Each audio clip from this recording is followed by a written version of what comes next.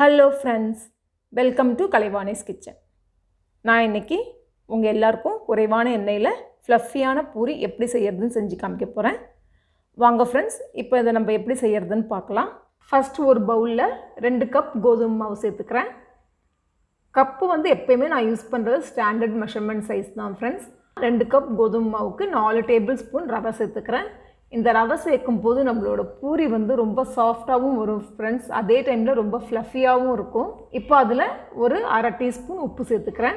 இப்போது நம்ம அதில் ஒரு ஸ்பூன் சர்க்கரை சேர்த்துக்கலாம். இந்த சர்க்கரை நம்ம பூரிக்கு நல்ல ஒரு ஷைனிங்கும் நல்ல கலரும் கொடுக்கறதுக்கு ஹெல்ப் பண்ணும். இப்போது இந்த எல்லா பொருட்களையுமே நல்லா கலந்து விட்டுக்கலாம்.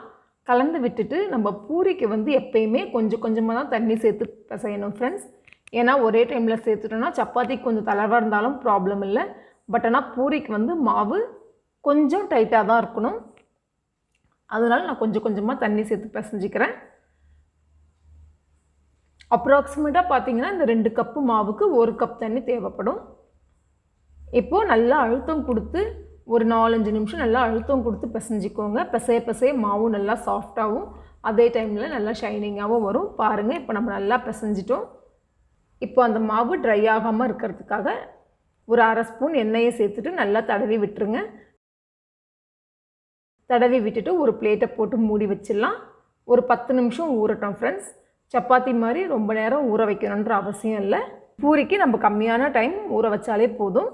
இப்போ 10 நிமிஷம் ஆயிடுச்சு. நான் ஓப்பன் பண்ணி காமிக்கிறேன். பாருங்கள், நம்மளோட மாவு லைட்டாக உப்பி வந்திருக்கு. அதே டைமில் ப்ரெஸ் பண்ணி காமிக்கிறேன். பாருங்கள் எவ்வளோ சாஃப்டாக இருக்குதுன்னு சொல்லிட்டு. கொஞ்சமாக எண்ணெயை தடவிக்கோங்க. தடவிட்டு உள்ளங்கையில் நல்லா உருண்டைங்களாக உருட்டி வச்சுக்கலாம்.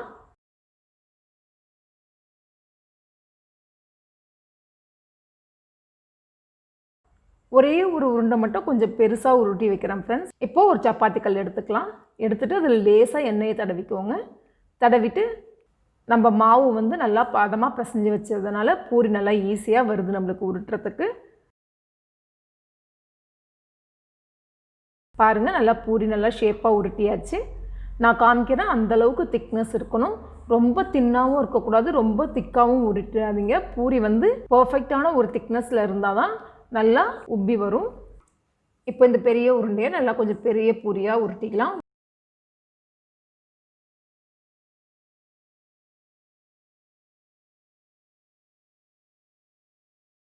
உருட்டிட்டு இந்த மாதிரி ஒரு பவுல் எடுத்துக்கோங்க. நல்ல ஷார்ப்பான எட்ஜஸ் இருக்கிற பவுலாக எடுத்துட்டிங்கன்னா பர்ஃபெக்டாக கட் பண்ண வரும். நல்லா கையை வச்சு அழுத்தி ப்ரெஸ் பண்ணிங்கன்னா கட் ஆகிடும். எக்ஸ்ட்ரா இருக்கிற மாவெல்லாம் எடுத்துடலாம். இப்போது உருட்டி வச்சிருந்த பூரியெல்லாம் ஒரு பிளேட்டுக்கு ட்ரான்ஸ்ஃபர் பண்ணி வச்சுருக்கேன். இந்த 2 கப் மாவுக்கு அப்ராக்சிமேட்டாக ஒரு 20 பூரி வரும் ஃப்ரெண்ட்ஸ். வாங்க, இப்போ நம்ம இதை எப்படி பொரிக்கிறதுன்னு பார்க்கலாம். ஒரு கடாயை சூடு பண்ணிக்கலாம். சூடு பண்ணிவிட்டு பாருங்கள், நான் கரெக்டாக அரை கப் எண்ணெய் தான் ஃப்ரெண்ட்ஸ் சேர்க்குறேன். பூரிக்கு நம்ம நிறைய எண்ணெய் சேர்த்து பண்ணணுன்ற அவசியமே இல்லை ஃப்ரெண்ட்ஸ். குறைவான எண்ணெயிலேயே நல்லா சாஃப்டான அதே டைமில் ஃப்ளஃபியான பூரி நம்மளால் பொரிக்க முடியும். இப்போது இந்த எண்ணெயை நல்லா ஹை ஃப்ளேமில் வச்சு சூடு பண்ணிக்கோங்க ஃப்ரெண்ட்ஸ். இப்போது இந்த சூடான எண்ணெயில் கொஞ்சமாக மாவை போட்டு செக் பண்ணலாம். மாவு டக்குன்னு மேலே எழும்பி வருது பாருங்கள். இந்த மாதிரி வந்ததுன்னா நம்மளோட எண்ணெய் கரெக்டான சூடில் இருக்குதுன்னு அர்த்தம். இப்போ அடுத்தது நம்ம ஒரு பூரியாக போட்டு பொரித்து எடுத்துக்கலாம். பாருங்கள், இப்போ நான் பூரியை போட்டிருக்கேன். டக்குன்னு எப்படி மேலெழும்பி வருது பாருங்கள். நல்லா உப்பி வருது. நான் இத்தனைக்கும் கரண்டி வச்சு கூட ப்ரெஸ் பண்ணல ஃப்ரெண்ட்ஸ். போட்ட உடனே நல்லா உப்பி வருது. இந்த மாதிரி நம்ம எல்லா பூரிங்களையுமே பொரித்து எடுத்துக்கலாம். இப்போது நீங்கள் பூரி சேர்த்த உடனே டக்குன்னு உப்பி வரலன்னா லேசாக இந்த மாதிரி கரண்டியை வச்சு ஒரு அழுத்தம் கொடுங்க. லைட்டாக ப்ரெஸ் பண்ணிங்கன்னா போதும் ஃப்ரெண்ட்ஸ். உடனே அது உப்பி வந்துடும்.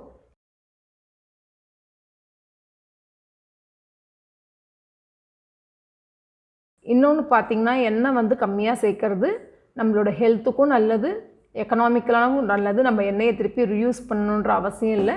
அதே மாதிரி எப்போயுமே நீங்கள் ஃப்ளேமை கம்மி பண்ணாதீங்க. நம்ம ஹை ஃப்ளேம்லேயே போட்டு பொரிச்செடுக்கும் போது தான் நம்மளோட பூரிங்க நல்லா உப்பி வரும். ஸோ ஹை ஃப்ளேமே மெயின்டைன் பண்ணிக்கோங்க.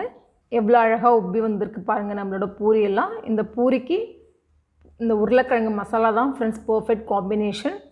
அடுத்ததான் நான் இந்த உருளைக்கிழங்கு மசாலாவும் நம்ம சேனலில் அப்லோட் பண்ணுறேன்.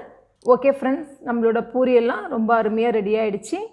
நீங்களும் ட்ரை பண்ணி பாருங்கள். இந்த குறைவான எண்ணெயில் இந்த மாதிரி ஃப்ரை பண்ணி பாருங்கள். கண்டிப்பாக இந்த டிப் உங்கள் எல்லாருக்குமே ரொம்ப யூஸ்ஃபுல்லாக இருக்கும்னு நினைக்கிறேன். ட்ரை பண்ணி பார்த்துட்டு உங்களோட ஃபீட்பேக் என் கூட ஷேர் பண்ணுங்கள். என்னோடய வீடியோவை லைக் பண்ணுங்கள், ஷேர் பண்ணுங்கள், சேனலை மறக்காமல் சப்ஸ்கிரைப் பண்ணுங்கள். மீண்டும் இன்னொரு இன்ட்ரெஸ்டிங் ரெசிபியோடு உங்களை சந்திக்கிறேன்.